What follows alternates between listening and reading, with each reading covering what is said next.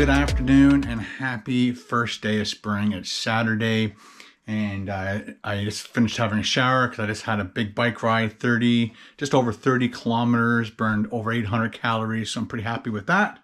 This morning I got up, finished the vlog, made sure that got up, and then built the thumbnail for tonight's live show because we're going to be drinking a little bit of that stuff. It's about $237 a bottle. And this is Paul's. Paul's wife said I could have this one off their shelf because it's empty. And I'm like, oh, it's such a beautiful bottle. And they're like, yeah, take it. We've got another one. I'm like, okay. And then from their house on the way home, I'm like, I'm going to see if the liquor store in Newmarket they had like 3 or 4 of them. So at Young and Davis liquor store, LCBO. Was it Young and Davis? Yeah. No, it was the Green Lane and Young Street where I did the 24-hour McDonald's stealth camp. So there's a liquor store there, and there's a beautiful bell right on the top. You're supposed to ding the bell. I'm not sure what you ding the bell with. Somebody said, oh, smack it, but I think you have to either flick it or hit it with something metal would probably be better. But beautiful handcrafted bottles, hand painted. Apparently no 2 bottles are exactly the same. And you can tell, look, the difference between those 2 and then these 2. Yep, it's different. Everyone is hand painted. Unbelievable. No wonder they're $237 a spot. Somebody said that they went to Mexico and they're like on sale for like $50. And like, man, I would definitely bring 2 of those home. Save some money right there. All right, so I'm getting all my gear ready for... Whoops, that's too bright for my GoPro. Hang on. Let me just shut that. There we go. So I'm getting all my gear ready to do a stealth camp. Again, I'm not going to tell you guys where I'm stealth camping. You will find out soon enough. Getting all my batteries charged. I made sure this thing right here was fully charged. So that's good to go to keep my phone and possibly one of the cameras. When I was using my Sonys, it was always good to plug them in between shoots. But now that I'm using this GoPro that I'm holding in my hand, this little thing, it's got 3 batteries. I always try to open it from the wrong way. So it's got 3 batteries. Obviously, there's one in the camera right now, and I've got 2 more, and they're all charged up, ready to go. So I'll bring a USB-C with me on that. Today, we're going to try and gotta get my wallet, phone, wallet, keys. But right now, my bike is in the stealth van at the moment, but this is my cot. I bought this last September hoping that I was going to start doing more stuff, but life happened. I just couldn't get out and do more, and then it's got colder, and I'm 54 and I don't want to sleep in the car when it's -10 or more. I did it once. That's it. I might do it again. You never know. So now I'm rehydrating. So when you come back from a bike ride, you're supposed to have like a bowl of porridge, and I did a bowl of porridge and a tablespoon of peanut butter. You're supposed to have some fruit with high oxidants in it as well. I don't have any. Carol has all the blueberries up at the cottage, so she's coming back home tonight, or this afternoon actually. All right, so like I said, I did my vlog this morning, got my bike ride in, did my shower. I've got my booze for tonight. I just want to get some beers so I can drink that in between. Also, because this is so expensive, I have to raise the minimum price for a shot. But I'm still working out the details on that. But let's get this caught in the van, see how it fits. I've got a sheet of plywood that Carol's dad has extra at his cottage. So he said I can have that one. So maybe in the next week, I'll be driving back up to the cottage. There's a whole bunch of other stuff that he's giving us. But the sheet of plywood, I want to put that down first. And then I might fasten it to the ground somehow, to the floor. And then James B., you know who you are, James B., he's like, you should bungee your cot down so it doesn't flop all over the place. Great idea. So what we're going to do is put the basically subfloor down. And then when I have my bike in there too, I'm going to put a strap, like put a bolt with a strap that goes down, and then have it fix the the wheels to the ground so it doesn't roll back and forth, and then have a bungee to the side of the van to stop it from falling over. And again, it's going to be a lot of tweaking from here till July, August, just to make sure everything is cool. The other thing too is the cot might be too high in the van. I'll be like at window level and it'll be kind of weird. We also have to do coverings. So let's go and try and get this cot in Rusty.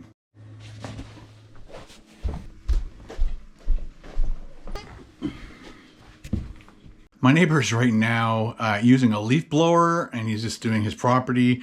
So it's pretty loud out there. So let's just take Rusty over to the liquor store. We'll get 6 beers for tonight. That's all I want to buy.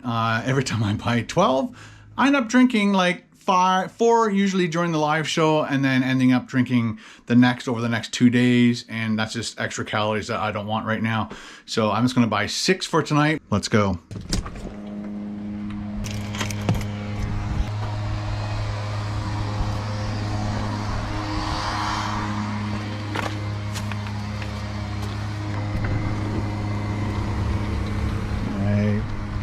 Got the bike, put that in there. There's a little button here. Sweet.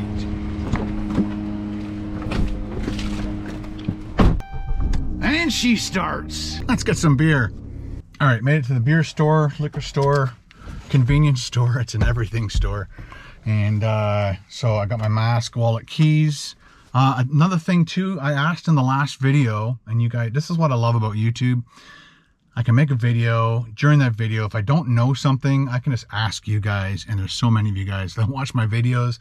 You all know the answers to things that I don't know the answers to. So my question was, can we shut off the interior lights with the door open? So the door's open, the interior lights come on, and one of our amazing subscribers by the name of Pamela, everybody knows Pamela, and she said just off to the left there's this thing, and you're supposed to swivel it down and it shuts off, and I guess that's the brightness of them. So right now it's on. I'm going to slide this down and off, on, off. Nice. So we'll keep it in the off position just in case. I'm going to leave the car doors open for a little bit. Yeah, let's go get the beer, and then we'll try and set something up in the back here.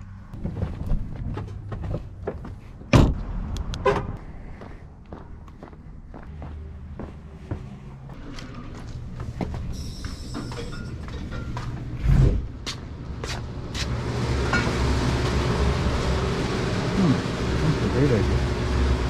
Those aren't normal size bottles. And that's a good idea, eh? Do it.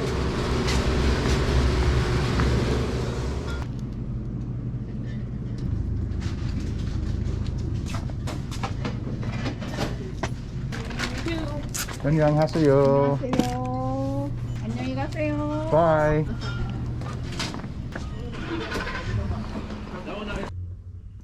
All right, got the beer for tonight. I thought that'd be a perfect match. How many of you old guys and gals remember when a 6-pack of Canadian was $4? I think I remember it being $4.50.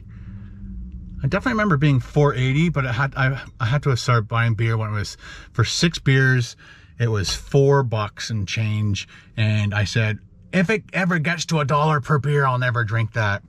It's $15, and I'm still drinking the beers. $15.75, but this is imported, so I'm not sure what 6 bottles of Canadian would be.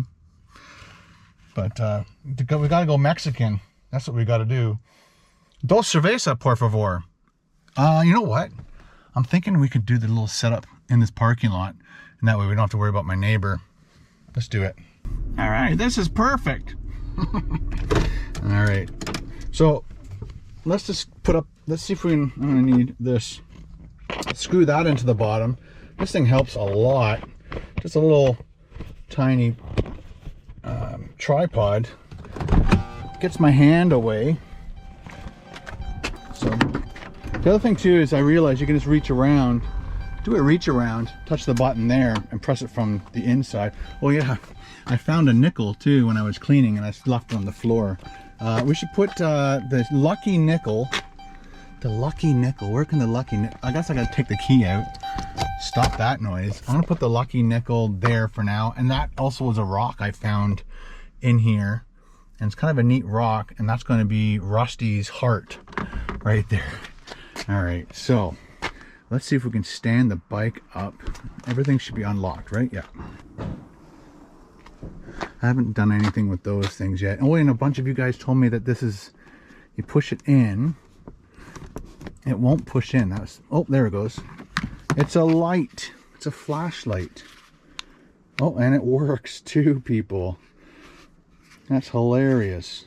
I guess it just, oh, you press the button once, instant flashlight. Not that you can tell right now, a little bit there. That's so cool. You guys are awesome for telling me this stuff. I'm like, it's a microphone. What the hell is a microphone in the back of the car doing for? All right, so what I was thinking of doing is I'm gonna change my tires, just in case some of you guys didn't know. These are metal spikes inside here, and it helps you not slip on ice. And it was a great thing I bought from my buddy Steve. He had an extra set, and let's see if we can turn this thing around somehow. My handlebars got all switched, but I had to get my Summers on. So, ow, bonked the head. So if I move the bike all the way in up to that seat, it might give me more room. Again, James B and I have been discussing, we'll put a full sheet of plywood down, and then I'll put a bolt in the plywood with a strap, maybe on that side would be easier. That's where the bolt will be, and then I'll strap a rubber strap that hooks into here, and I'll stop the bike from moving back and forth. Looks like I need a new chain, eh? I think so. And then I'll do the same thing with the front, and then we will wrap a bungee cord around something like that, maybe there and there, and that will stop the bike from again falling this way. Okay, let's try and set this thing up. I hope you guys are all seeing this, no problem. I think this was on, I think this cot was like 75 bucks, maybe around that Canadian. So these are your cross beams, 3 pieces. So that's 3, that's 2, and this is the 3rd one. It's like the whole bed. And so you plop it out, flip it over.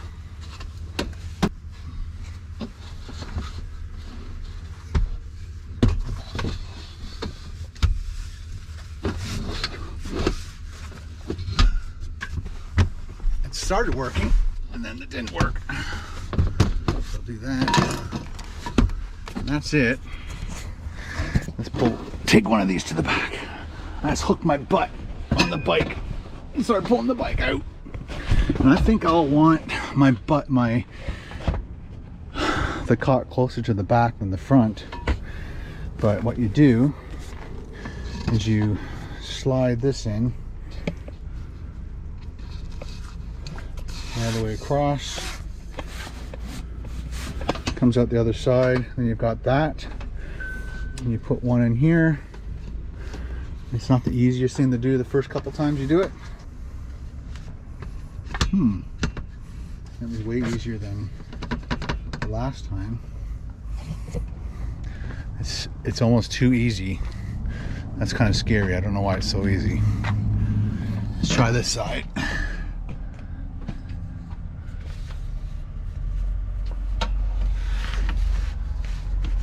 This will make it harder, right? Yeah. Okay. This is the hard one, right? Makes sense. Okay. It's almost in the spot. Oh boy. Oh boy.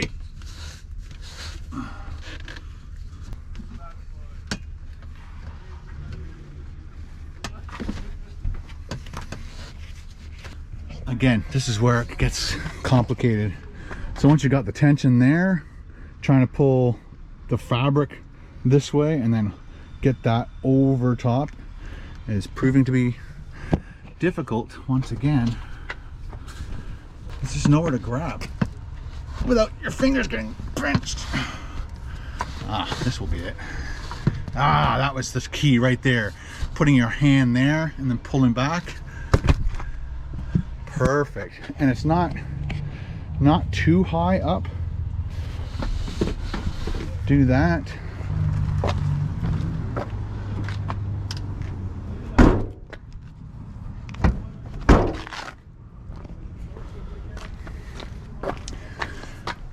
Push that right to the back.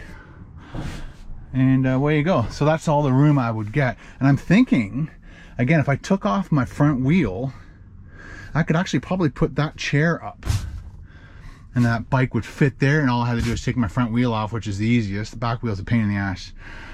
So we might have to take our front wheel off, and I've seen other people do that. And yeah, there we go, guys. Stealth camper all set up. Nice. Let's go home and wait for Carol. I think we're gonna do dinner together, and then I'm gonna do the live show, and that'll be a day. Let's go.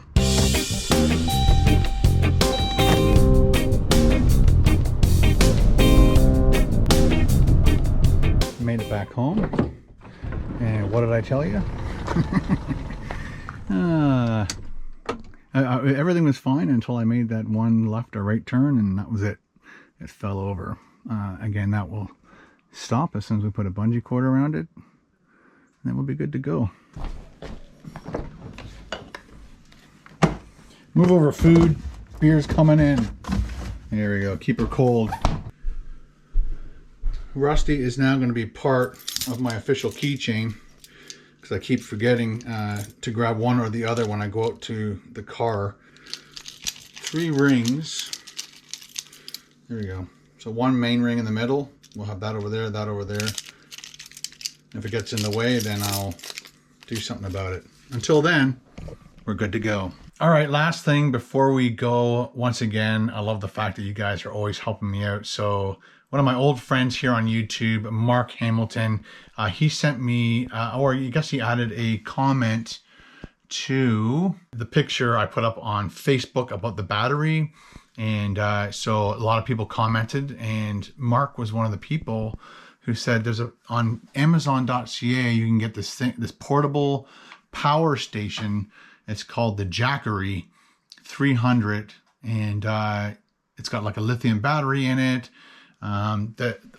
So Mark, I researched it a bit, and there's a bunch of guys who like researched that one and 2 other ones, and although this is really, really good, and the solar panels are amazing, a lot of people complained about the fact that it's very, very slow to charge. So you have to plan ahead, and you need to plug it in and charge it up for like a day or 2, maybe even more, to charge it up to 100%, so that when you take it on vacation, to camping, whatever, then it's good to go. So this is what the Jackery 300 looks like. And then there's another one that has like 3 outlets and more USB and USB-C. But there was another one that charged in like 2 hours or less. And so I watched some guy, he was just like this total electrician nerd dude who was just fantastic and knowledgeable about all this stuff. And he was running them through the test, like having one of those hot guns. Then he'd have it plugged in, charging it while he's using the hot gun. Then he would try to plug in and stuff. Like, he really put them through the test. And I think they all did really well with some of the tests. But he said the biggest complaint he had with the Jackery is the fact that it takes forever to actually charge it up. So thanks, Mark, and thanks, Pamela, and thanks for everybody else with all the other information. James B with the Velcro stuff, or not Velcro, bungees. Thanks, guys. I'm really excited to get this van life going and make as many entertaining videos just for you. See you in the next video.